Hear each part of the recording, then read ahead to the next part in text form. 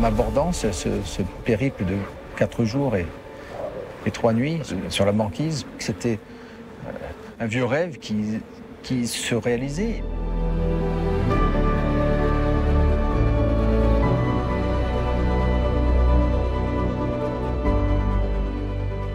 C'était un voyage extraordinaire que peu de gens ont eu la chance de faire. Et on savait qu'on allait être les témoins un petit peu de ces changements qui affectaient la région arctique. On savait que c'était un des témoins du changement climatique et de la fragilité de ces écosystèmes.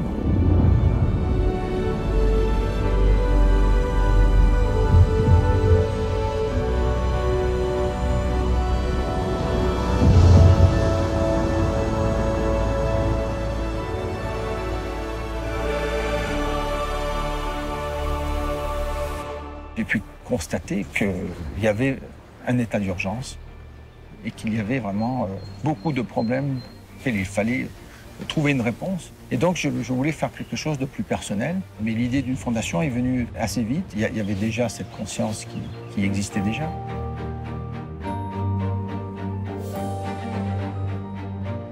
J'ai voulu exprimer cela dès ma prise de fonction.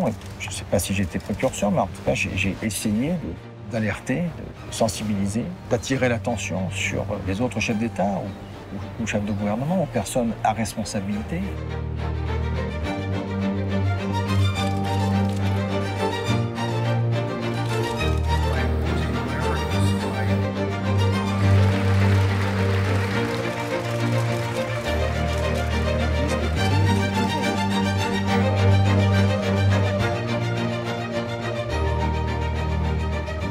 Il y a encore beaucoup de réticences, il y a encore beaucoup de personnes qui ne croient pas au changement climatique, qui ne croient pas à la perte de biodiversité. Donc c'est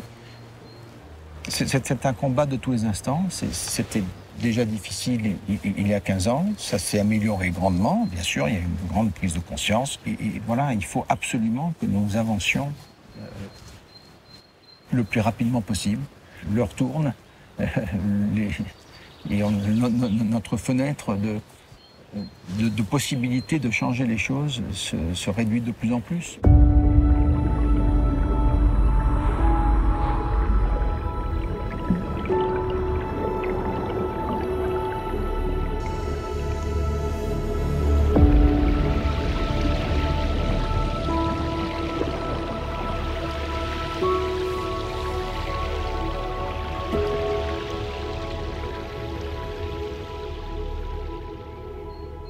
Qu'est-ce qui va se passer pour ceux qui vont nous suivre?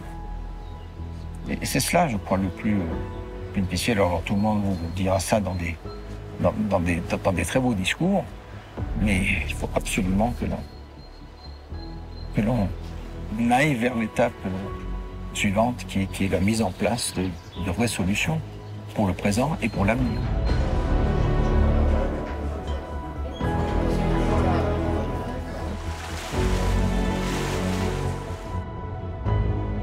Il y a des initiatives formidables à travers le monde.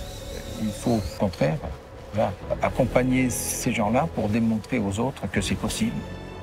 Et donc c'est ça, je pense qu'il faut garder cet optimisme et cette foi dans l'être humain.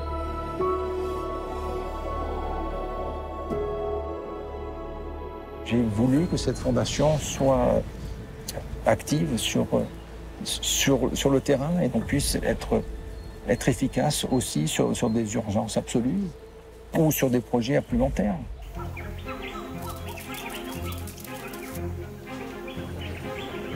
On n'était pas les premiers, on ne sera pas les derniers, mais on veut apporter notre aide et qu'elle soit la plus solide possible.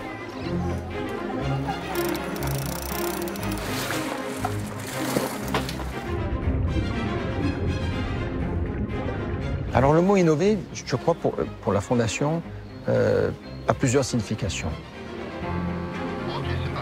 D'abord, c'est l'innovation technologique dans tout ce que cela peut nous apporter dans différents domaines, notamment liés à l'énergie et à la transition énergétique. Mais c'est aussi innover dans la manière d'aborder certains problèmes, donc dans les idées, que ce soit pour la biodiversité, que ce soit pour l'eau, que ce soit pour la déforestation.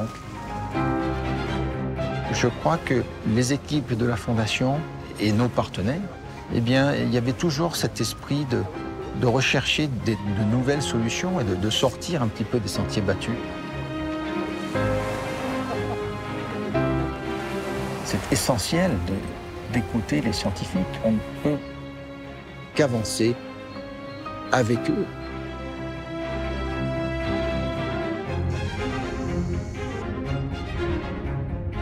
Je pense que pour pouvoir fédérer des équipes, c'est non seulement faire partager son enthousiasme pour un projet, mais c'est aussi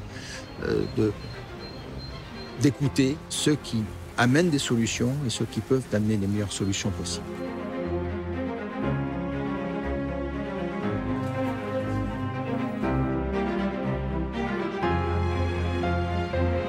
Je crois qu'il est essentiel d'avoir le soutien des jeunes générations dans tout ce que l'on entreprend face aux enjeux environnementaux. Et je crois que c'est formidable de pouvoir compter sur l'engagement de la jeunesse. Et c'est ce que nous avons essayé de faire aussi depuis le début avec la Fondation.